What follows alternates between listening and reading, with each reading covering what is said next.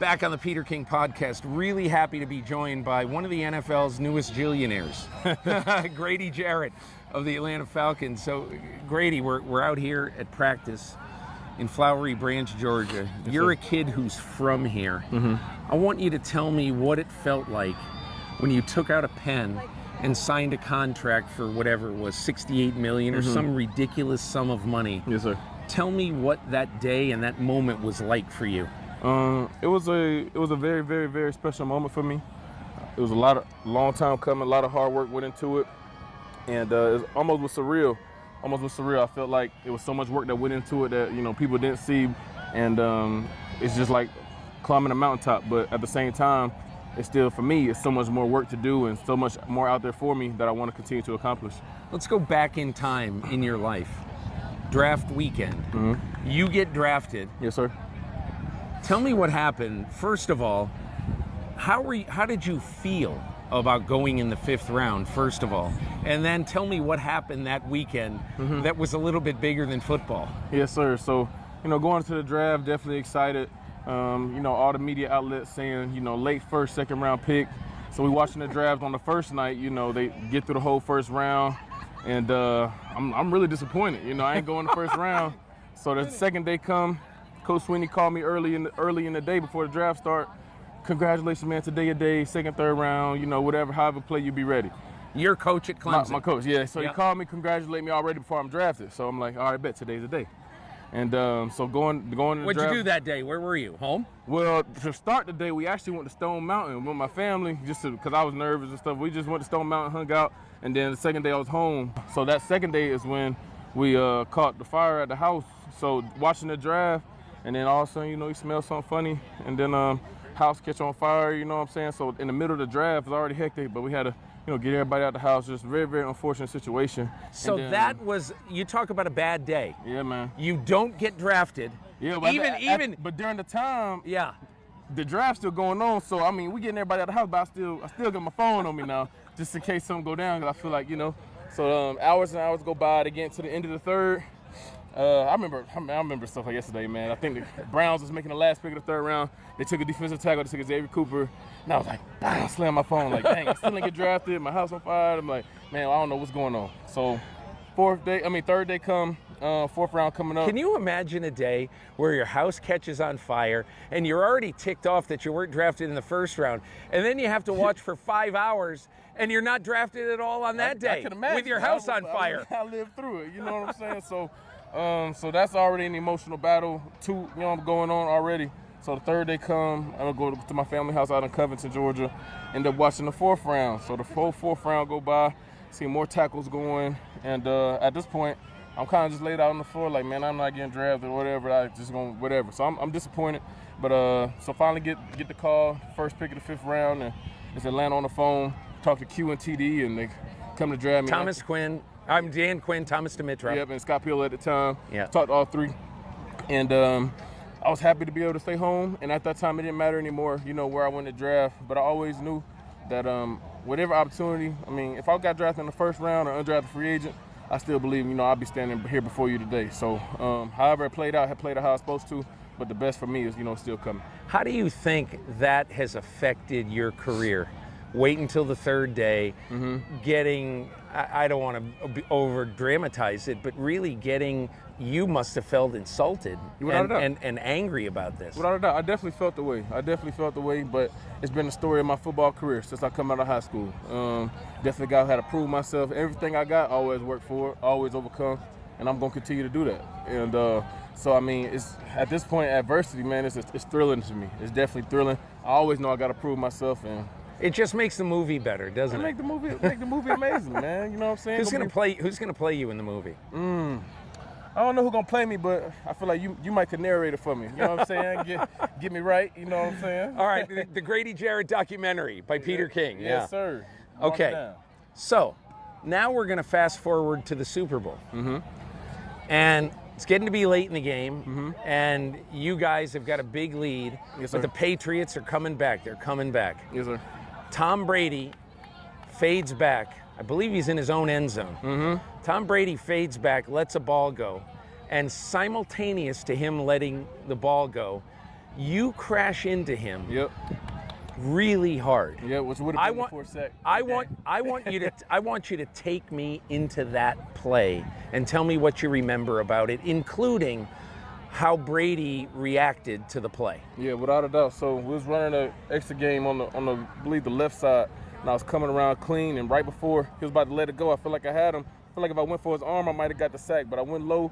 He was going down, which would have been the fourth sack of the game, and it would have been a safety, but he just barely got that ball out. And but it was a good hit. I remember he staggered up coming up, but I mean, guy like Tom, he just kept going and kept going. Did you think that you might have knocked him out of the game? I mean, it was a good hit, a good legal hit. Put yes, it out there. It was. And, but I mean, it was just game on the line, giving it all we got, you know. And I really, you know, I look back on that play and it came this close. Came this close to being a sack fumble, sack safety, and they just found the outlet right at the end. Have you ever talked to Brady about that game? I haven't. Only moment was after that game. We riding the golf carts, go do media. He coming this way, I'm coming that way. And it was just like a simple respect head nod. You know what I'm saying? Like he nodded his head to you. Yeah, without a doubt. At the same time, that's the only kind of interaction we really had. Because I told you that about a week after that game, when I met him and recorded kind of a long podcast with him, he could not stop talking about Grady Jarrett. He just, and I'll tell you what, you impacted him on that play. Yeah. Because you could tell. I'm watching the game, and you see him. He's struggling when he gets up from that hit. Yeah. Not that you want to injure anybody, yeah, but that's a big moment in the game. Without a doubt. And I kept thinking to myself, that guy's getting up. Without a doubt. Without a doubt. We was definitely getting after him, man. And I mean, he kept fighting through. That's why he wanted the best of what he do, and can't do nothing but respect the way he respect the game and play the game and the success that he's had. So, even though you lost the game, to have 3 sacks in the biggest game of your life, when you look back on that, what's the feeling?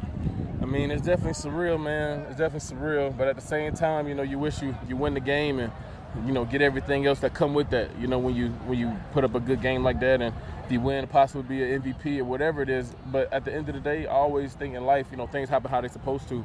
And so it was so motivating for me, especially at that time in my career during my second year, still trying to find my way in the league, that I just propelled and knew my confidence, I could be as good as I want to be. So I followed up with 2 good years. I feel like, and it was able to reward me where I'm at now. But I just feel like I can continue to get better. And when next time that situation comes, I know what I'm aiming for. You know what I'm saying? Yeah. So it's been a blessing. All right, so what do you think right now, as you are at the stage of your career you're at, you've been rewarded, what does all that mean to you? Maybe not only the money, but the recognition. It means something to me, but I mean, at the same time, I was always a guy who, I grinded out so much, and I don't always get the recognition, and that's all right, because as long as you stay the course and handle your business, the people who know. And as you can see, the team that took care of me how they did, they believe in me to continue to do what I'm going to do. And that's going to continue to come, whether it's going to take notice of the whole league, the whole football fan base, whatever it is, I know that the best is still coming for me. And when you do it for recognition, you do it out of purity, out of your heart, and you love the game, it's going to always come back to you. It might not come to you in your time, but you keep grinding it out, it's going to come when it's supposed to. And if I was somebody who did it for the recognition, I would have been lost the purpose of this and that, but I do it because I love the game. You know what I'm saying? I want to be the best I can be. I want to be the best at it. So it's like, that's going to come. You know what I'm saying? So you don't do stuff for recognition. And when it comes, it's good. I appreciate it, but I always got more work to do. Even before you got paid, you have been a really big giver in the community. Without a doubt. And I want to know why, and I want you to tell me, what are the causes that are important to you as a person? Without a doubt. So community always been big to me, man. I remember growing up, there wasn't a lot of people in my position to aim for, to be like, I want to be like that, or so-and-so did that where I came from. And I always just knew that I would have an impact some way, somehow. I didn't know how. But when I got the opportunity to play here for Atlanta, just being in the NFL period, I knew that I wanted to give back. And it's so simple as just being in front of the kids and showing them that there's a way. You don't got to be a professional athlete or whatever it is. If you commit to something and stick to it, you can be the best, whether it's a doctor, lawyer, whatever, like manager at a grocery store. If you stick to that, you can be whatever you want to be. Causes that's important to me, anti-bullying is something that's really, really important to me. I feel like. Were you bullied as a kid? I wasn't really bullied as a kid, but I had friends that were, and I always had a soft spot for it, and I didn't like to see it, you know? Yeah. And like I say, man, I got a niece now. You know, I got plenty of young cousins, second cousins that I have love for. And when you see kids that's going through something, being left out with certain things, and it's really just all about inclusion, man. All inclusion is spreading love. But at the end of the day, youth empowerment, keeping kids active, giving kids resources to have success, whether it's teaching them leadership, teaching them how to interact with each other, that's something big for me. But also things like going to visit hospitals, you know, visiting Army soldiers. I done did so much that it's hard to keep up with sometimes. And like I said, going back to the recognition thing, it's not about getting a pat on my back for it. It's about making real impact in people's lives. And, you know, whatever avenue God got for me to bring to me, I try to serve in that manner. When you got your grant for the Walter Payton Man of the Year nomination for the Falcons, yes, sir. What did you do with that? So half of it we dedicated to childhood literacy. So half of the check you gave to literacy. Yeah. So we partnered with Greg Street, who's a local radio caster here in Atlanta, legend in Atlanta. What's his name? Greg Street. Okay. Greg Street. And so he does a lot of good work as far as encouraging kids in the communities to give them access to things like so they can be better students. And so we partnered with him, half of it, and half of it went to, as far as I told you, keeping kids active, my youth camps, everything like that we run annually, and things that we do to give kids avenues to stay active. Half of that went to that. So we did schoolwork and some athletic things and things to keep kids active. That's a message that really needs to be heard in this country right now. Yes, sir. That message has to be heard. And, without a doubt. You know, congratulations for doing that, really. Without a doubt. Yeah. Thank you. So I want to ask you one thing about this team this season. It's almost like, I mean, I'm telling you what the impression is in the outside world, that you guys are a little bit haunted by the Super Bowl. And obviously you've not come close to winning another one. So do you think losing that Super Bowl had a long-term impact on this team, or do you think it's just football? I think it's football. I don't think guys on this team want to use that as an excuse. I don't think Q want to use that as an excuse. We feel like our best ball is ahead of us. You know, we take some of the lessons that we learned in the past to prepare us to the future, but everything we're looking forward, you know. After that Super Bowl, we was the only team that went back to the playoffs after that year. You know, we had a tough loss up in Philadelphia, but we fought back hard the year after. So, I mean, we had an unfortunate year last year, a lot of injuries, but we put our best foot forward day in and day out. So I think when you go so far, Super Bowl, then the expectations, as they should be, are high every year. We want to prepare to win the championship every year. But when you keep it in reality, we still climbing and we still trying to learn from our mistakes. But I feel like we have everything we need to be the best team that we can be, and whether that take us where it's going to be, it's all in our hands about the work we put in every day.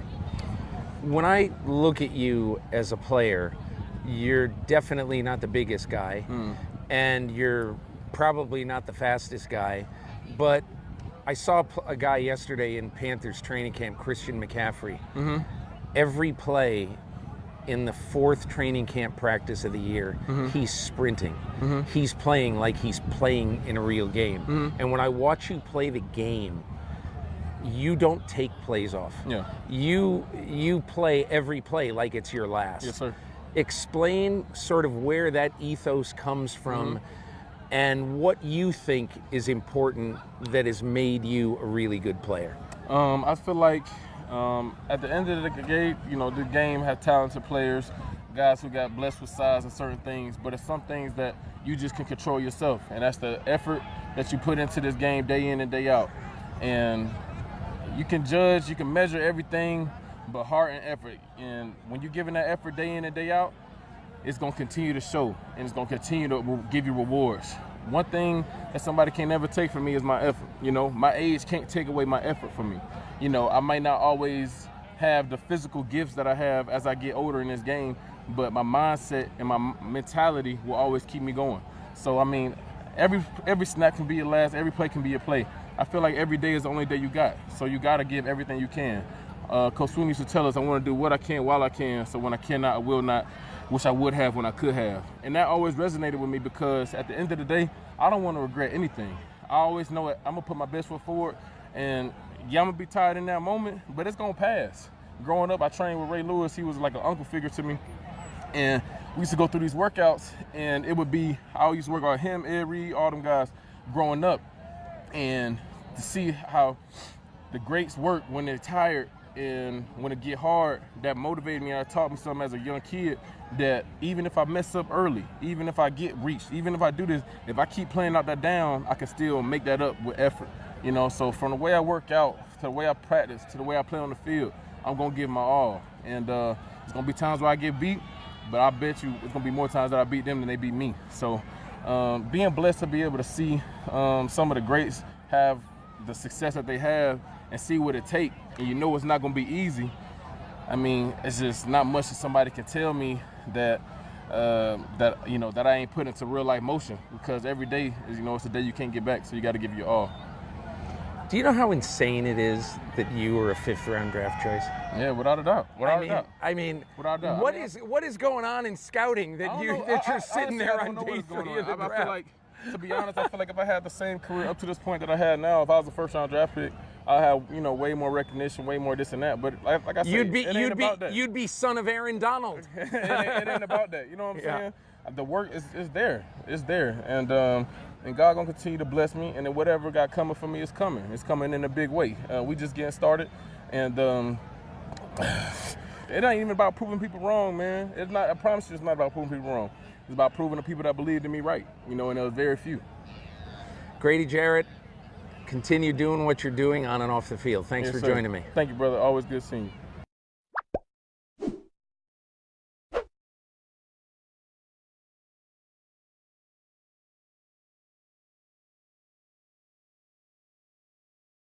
Hi, I'm Mike Tirico, and thanks for watching. Make sure to hit subscribe for the latest news and highlights from NBC Sports.